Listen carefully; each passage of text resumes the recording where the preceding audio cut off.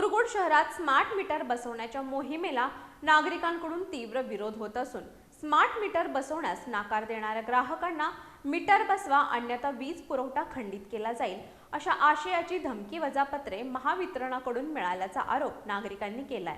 त्यामुळे शहरात संतापाचं वातावरण निर्माण झालं असून या प्रश्नावर तोडगा काढण्यासाठी मुरगुड नगरपालिकेत महत्त्वपूर्ण बैठक आयोजित करण्यात आली।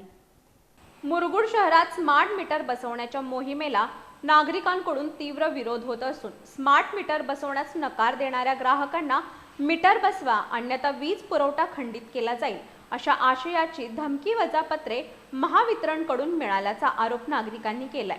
त्यामुळे शहरात संतापाचं वातावरण निर्माण झालं असून या प्रश्नावर तोडगा काढण्यासाठी मुरगुड नगरपालिकेत महत्त्वपूर्ण बैठक आयोजित करण्यात आली।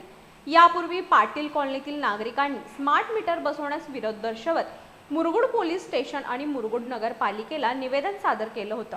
शहरात महावितरणामार्फत स्मार्ट मीटर बसवण्याची मोहीम सुरू झाल्यापासून वीज ग्राहकांमध्ये संभ्रमाचं वातावरण निर्माण झालं असून अनेक ठिकाणी ग्राहक आणि महावितरण कर्मचाऱ्यांमध्ये वादाचे प्रसंगही घडत आहेत। या पार्श्वभूमीवर नगरपालिकेच्या नगराध्यक्षांच्या दालनात महावितरण अधिकारी आणि नागरिकांची बैठक झाली। बैठकीत उपस्थित ग्राहकांनी स्मार्ट मीटरची सक्ती करू नये अन्यथा तीव्र आंदोलन छेडलं जाईल असा इशारा दिला।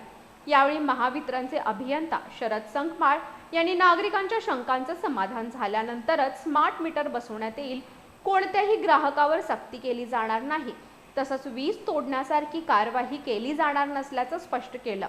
या बैठकीला नगराध्यक्षा सुहासिनी पाटील, मुख्याधिकारी अतिश वाळुंज, नगरसेवक शिवाजीराव चौगले, दत्तात्रय मंडलिक, दीपक शिंदे तसंच वीज ग्राहक मोठ्या संख्येने उपस्थित होते। बैठकीनंतर नागरिकांनी महावितरणानं दिलेल्या आश्वासनाची प्रत्यक्ष अंमलबजावणी व्हावी अशी अपेक्षा व्यक्त केली।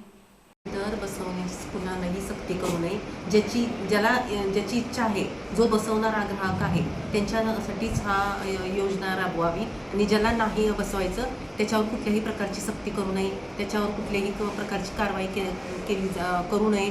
कारण कसं धमकीवजा गोष्टी व्हायला लागल्या की तुमची वीज खंडित करण्यात येईल, हा प्रकार कुठल्याही प्रकारचा होता कामा नये अशीच मी करते।